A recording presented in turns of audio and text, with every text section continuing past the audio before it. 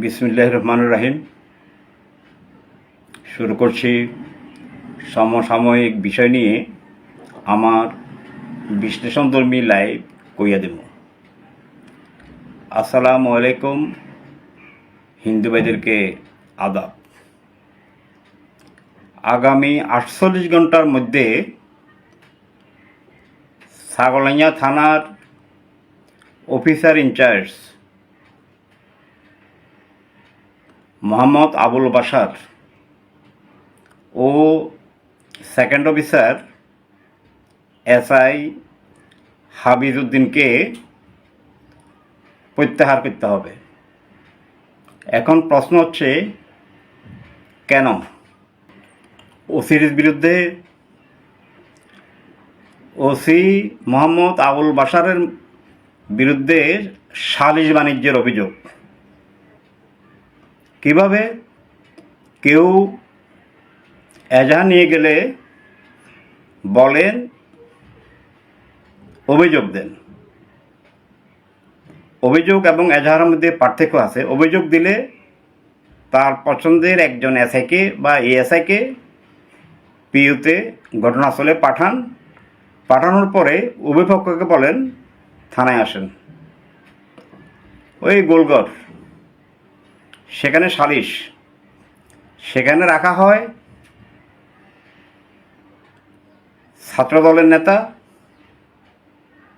এলাকার কিছু টাউট প্রকৃতির লোক, ওসির পছন্দের, তারা সব আসে গোলঘরে, এবারে সালিশ করে। থানায় অভিযোগ নিচ্ছে, ওসি রুমে মামলা নিচ্ছে, আর গোলঘরে বিচার হয়ে যাচ্ছে, সালিশ হয়ে যাচ্ছে, রায় দিয়ে দিচ্ছে। অর্থাৎ ওই টাকা খাওয়ার একটা ধান্দা। তো তাহলে বিজ্ঞ আদালত কেন? ওসি মামলা নিবে, ওসিরা কি করে এটা বিজ্ঞ আদালতও জানে। ওসি মামলা নিবে, মামলা কোর্টে যাবে, সেখানে বিজ্ঞ হাকিম, বিজ্ঞ জজ বিচার করবেন। না, ওই গোলঘর সালিশ বাণিজ্য, এই সালিশ বাণিজ্য সম্পর্কে মহামান্য হাইকোর্টের নির্দেশনা আছে থানায় সালিশ না বসানোর জন্য। অথচ সর্বক্ষণ সালিশ চলছেই। কারণ মামলা থেকেও সালিশ লাভ, জমি জমার সালিশ হলে সেখানে লক্ষ লক্ষ টাকা জমির মালিক, সেখানে মোটা অঙ্কের টাকা পাওয়া যায়। যাক, অফিসার ইনচার্জের সালিশ বাণিজ্যের অভিযোগ। ছাগলাইয়ার সর্বত্র মাদকে সয়লাভ, মাদক আর মাদক, কোনো আটক নাই, গ্রেপ্তার নাই, মাঝে মাঝে 2-4 জন ধরেন, এটা লোক দেখানো। মাদক কারবারিদের সাথে সম্পর্ক, চোরা কারবারিদের সাথে সম্পর্ক। পুরা থানা এলাকায় কিশোর গ্যাং। এখন মাদক এবং কিশোর গ্যাং হচ্ছে একটা মারাত্মক অবস্থা, মারাত্মক ব্যাধি সামাজিক। এই কিশোরগঞ্জ সম্পর্কে পত্রপত্রিকায় নিউজ উঠলেও সেগুলো আমলে নিচ্ছে না। শেখ হাসিনার মতো, শেখ হাসিনাও পত্রিকায় নিউজ উঠলে আমি ওই পত্রিকা, প্রথম আলো আমি পড়ি না, ওই পত্রিকা পড়ি না, পত্রিকায় মিথ্যে কথা লেখে, সাংবাদিকেরা মিথ্যে কথা লেখে। ছাগলাইয়ার কিশোর গ্যাংয়ের ভয়াবহতা সম্পর্কে পত্রিকা নিউজ হয়েছে, তার কাছে পাঠানো হয়েছে, কোনো অ্যাকশান নেই। বিএনপির না কিছু নেতার সাথে, সবাই না, কতিপয় নেতার সাথে থানায় বসে বসে খোঁজ গল্প, সলা পরামর্শ, কাকে আটকাবে, কার নামে মামলা দিবে, এইসব। সাবেক ওসি নজরুল ইসলাম সেগুলো করতেন, একদম তার চেয়ারের পাশে বসাইয়া। এরকম অনেক ছবি, অনেক ভিডিও আছে। তো মোহাম্মদ আবুল বাশারও বিএনপি নেতাদের সাথে একটা সম্পর্ক গড়ে তুলছেন, কারণ বিএনপি হচ্ছে বড় রাজনৈতিক দল। বিএনপির কিছু নেতার সাথে যারা থানার দালালি করে। অথচ 2024-এর 5 আগস্টে যে আন্দোলন, জুলাই গণ অভ্যুত্থান, 2000 লোক প্রাণ দিছে, 50,000 লোক পং গেছে, হাত গেছে, পা গেছে, চোখ গেছে, জীবনের জন্য অকর্মণ্য হয়ে গেছে। যেন কোনো রাজনৈতিক দলের কথায় পুলিশ না চলে। আওয়ামী লীগের আমলে পুলিশ ছিল আওয়ামী লীগের লাঠিয়াল বাহিনী, যার কারণে থানা ফালাইয়া বাংলাদেশে একটা রেকর্ড বাংলাদেশের সকল থানার পুলিশ থানা থইয়া পালাই গেছে রাজনৈতিক দলের কথা চলার জন্য। এখন যাতে রাজনৈতিক দলের কথায় পুলিশ না চলে, এই জন্য সংস্কারের কাজ চলছে। এই অবস্থায় মোহাম্মদ আবুল বাশার বিএনপি নেতাদের সাথে সলা পরামর্শ, কার কীভাবে কী করবে, কাকে আটকাবে, কাকে জামিন দিবে, কাকে দিবে না, এই সেই এইসব নিয়ে হলো ব্যস্ত নেতাদের সাথে।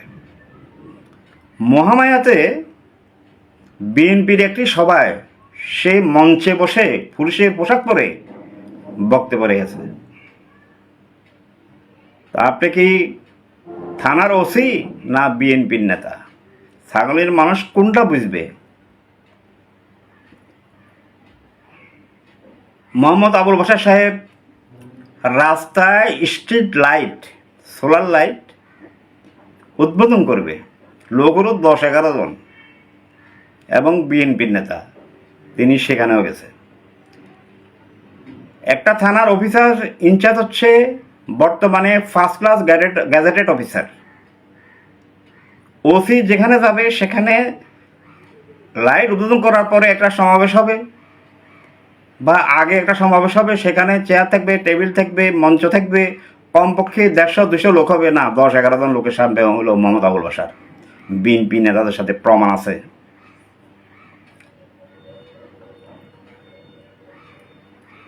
ওসি মোহাম্মদ আবুল বাশারের বিরুদ্ধে এসআই হাবিবুদ্দিনের বিরুদ্ধে পক্ষপাতমূলক আচরণের সুনির্দিষ্ট অভিযোগ আছে। ওসি হবে নিরপেক্ষ, আর ওসি আবুল বাশার এসআই হাবিবুদ্দিন নিরপেক্ষ না।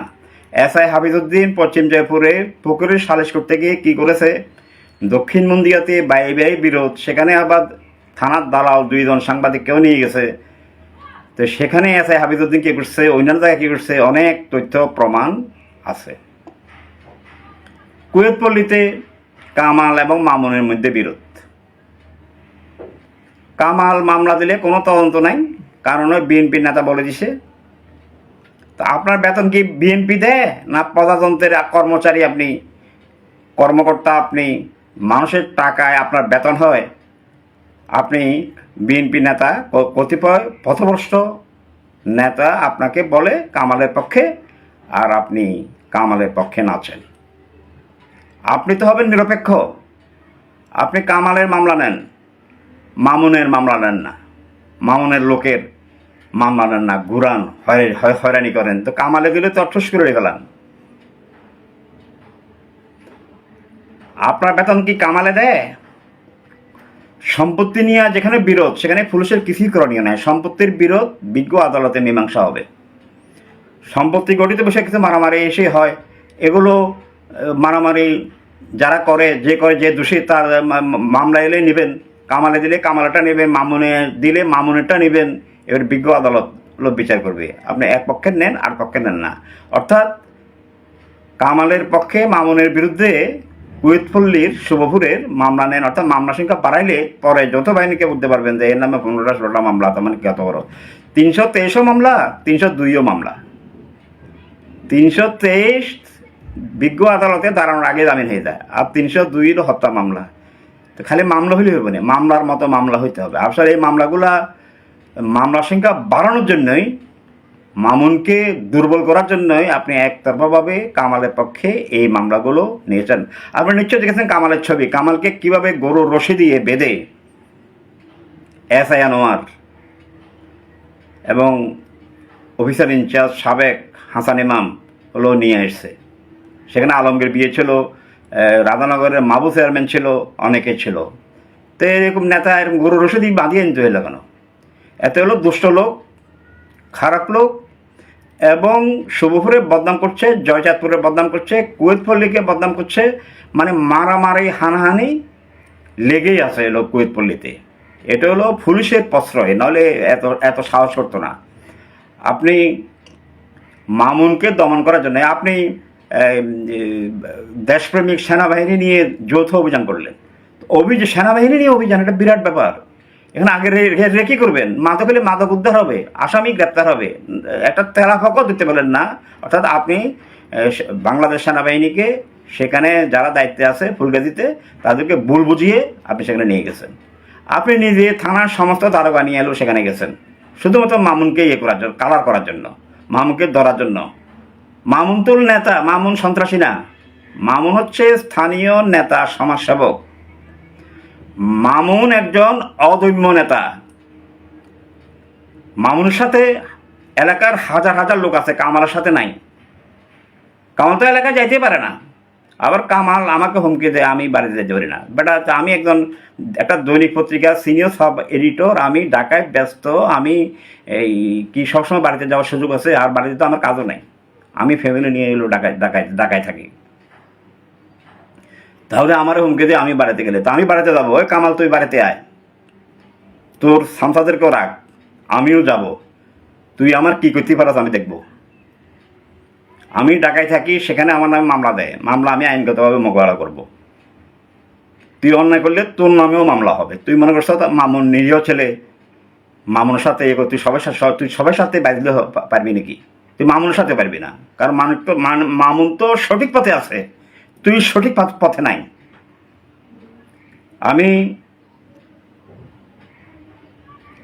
বলতে চাই, ছাগলাইয়া থানার ঘুষখোর দুর্নীতিবাজ অফিসার ইনচার্জ মোহাম্মদ আবুল বাশারকে এবং SI হাবিব উদ্দিনকে 48 ঘন্টার মধ্যে, আগামী 48 ঘন্টার মধ্যে প্রত্যাহার করতে হবে শাস্তিমূলক। অন্যথায় ঢাকায় জাতীয় প্রেস ক্লাবের সামনে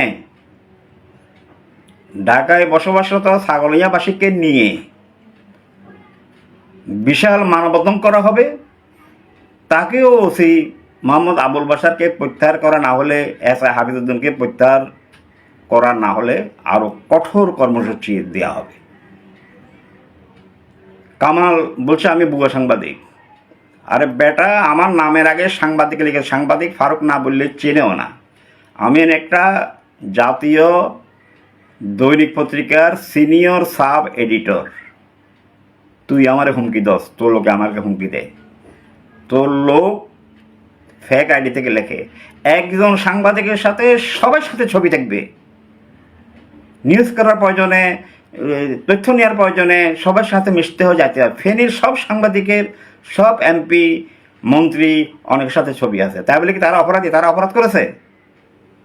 ওই ছবি দিয়ে কোনো লাভ হবে না। যাক, ওসি মোহাম্মদ আবুল বাশারকে এবং SI হাবিবুদ্দিনকে 48 ঘন্টার মধ্যে প্রত্যাহার করতে হবে, না হলে আরও কঠোর কর্মসূচি। ফেনী নদী বালুমহল। ফেনীর মাননীয় জেলা প্রশাসক সাইফুল ইসলাম সাহেব ফেনী নদীর কাছে গিয়েই বলেছেন যে ফেনী নদীর কোনো ইজারা নেই। সাবেক ইজারাদার মাইনুল ইসলাম মিনার বলছেন তার কাছে মহামান্য হাইকোর্টের আদেশ আছে এবং সে চালান জমা দিয়েছে। তো তার কাছে যদি মহামান্য হাইকোর্টের আদেশ থাকে বালু তোলার জন্য ইজারাদার হিসাবে, তাহলে তো সে বৈধ ইজারাদার। এখন বিষয়টি প্রশাসন এবং সে মিলে বিষয়টি যাচাই করে দেখা এবং বিষয়টি বিবেচনা করার আহ্বান জানিয়ে আমি আমার সংক্ষিপ্ত লাইভ এখানে শেষ করছি। সবাইকে ধন্যবাদ।